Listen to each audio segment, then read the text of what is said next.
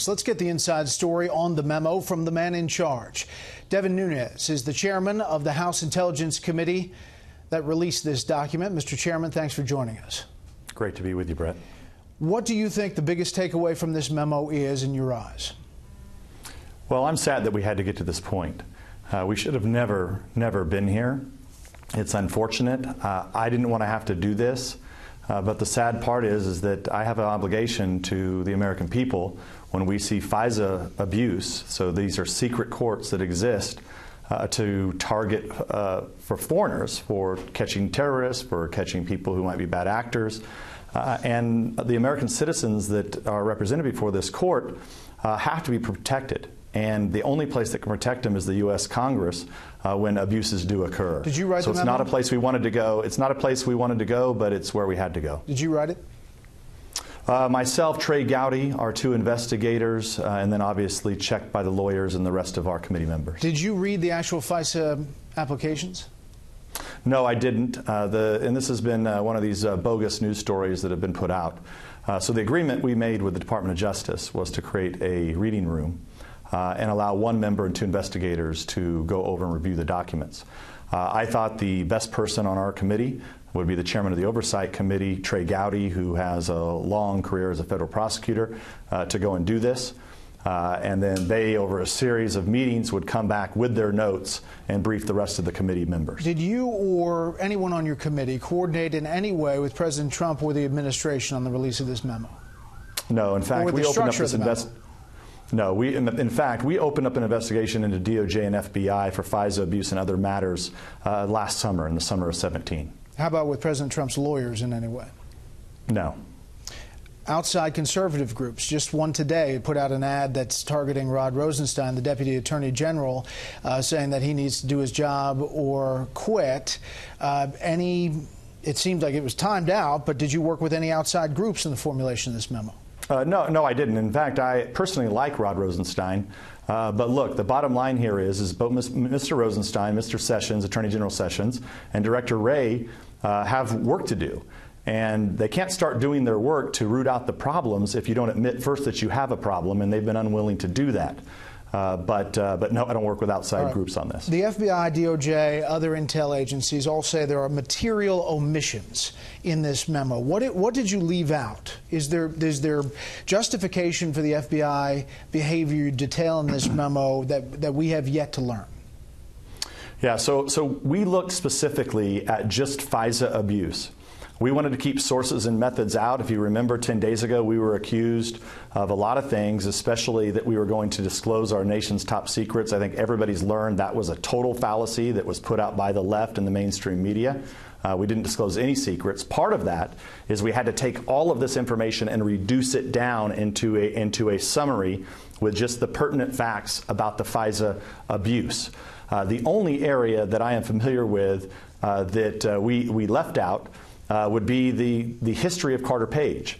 I explained why we left this out to the director of the FBI. The director of the FBI is well aware of my concerns about Mr. Page, and I don't believe that somebody like Mr. Page should be a target of the FBI, especially using salacious information paid for by a political campaign like this dossier was about Mr. Page, and then supplemented by a news story that was actually created by Christopher Steele himself, the author of the dossier. This is outrageous that this happened. Will you vote to release the Democrats' memo? Yeah, we will. When is that going to happen? But it has to go through the same process. When do you think it'll be released? Hard to say.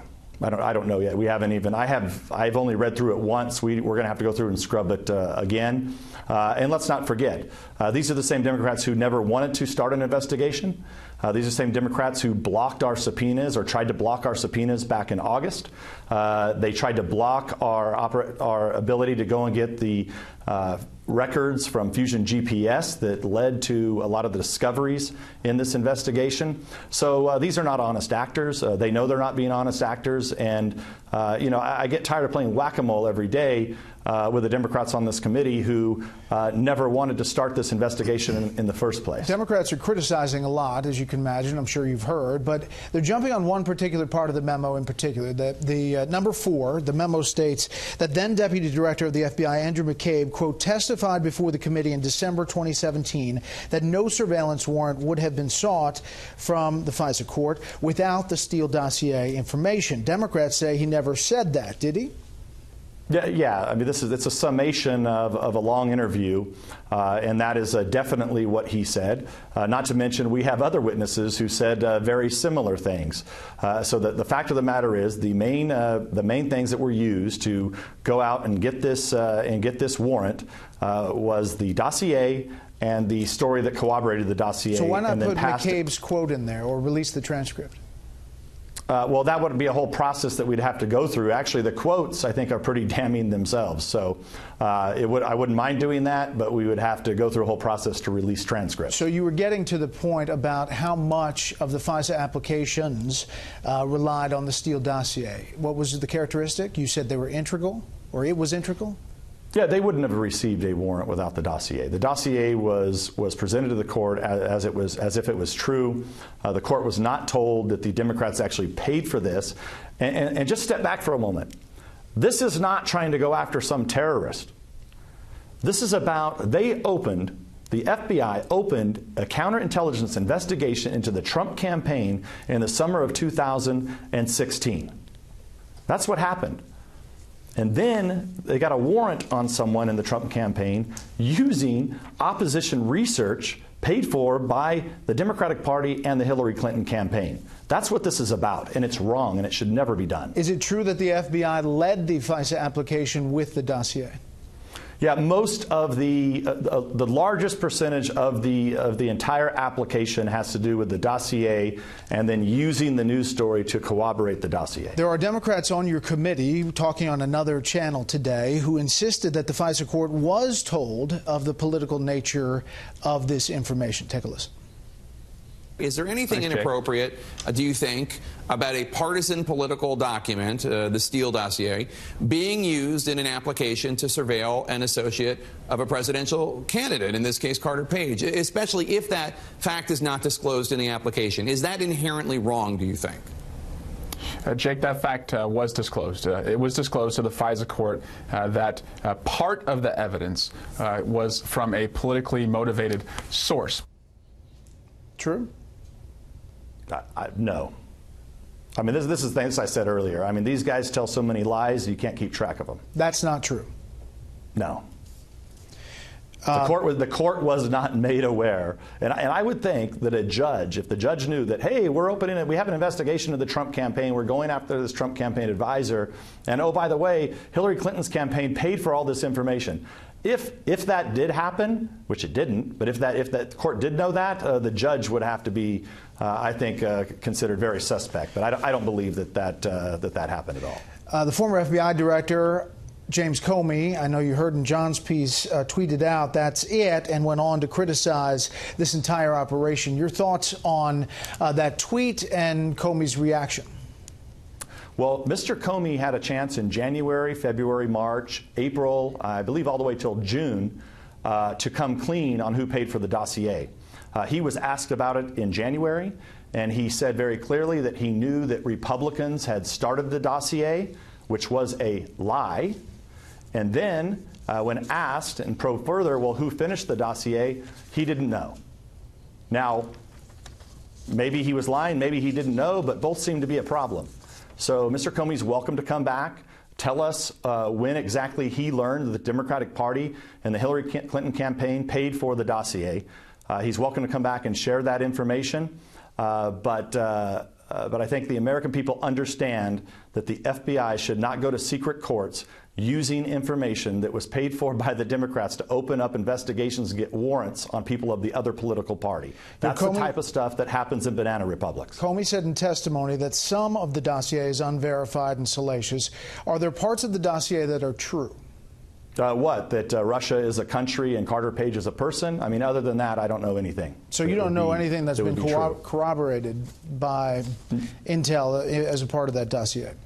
No, very little. And I think if you actually look at that dossier from the beginning, I don't know what FBI agent, what they were smoking, that would think that Carter Page, who's somebody who hasn't had a job for many years, who is obviously a Russian sympathizer, but that somehow the Russians, who actually said he was an idiot in court testimony, this was presented before the court, so Russian agent said that Carter Page was an idiot.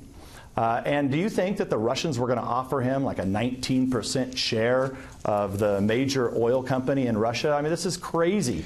And so when somebody first reads that dossier, I would think you would come away from that and think, okay, this is really this is wild stuff. In fact, it was probably, there's a good chance, let's not forget where the dossier came from. It came from Russians. So there's clear evidence of collusion with the Russians. It just happens to be with the Hillary Clinton campaign and the Democratic National Committee that the news media fails to talk about or fails to even investigate. Mr. Chairman, you know FISA is controversial to begin with. It was challenged for reauthorization, Section 702 recently. Members often look for reasons to vote against FISA, some of them civil liberties concerns.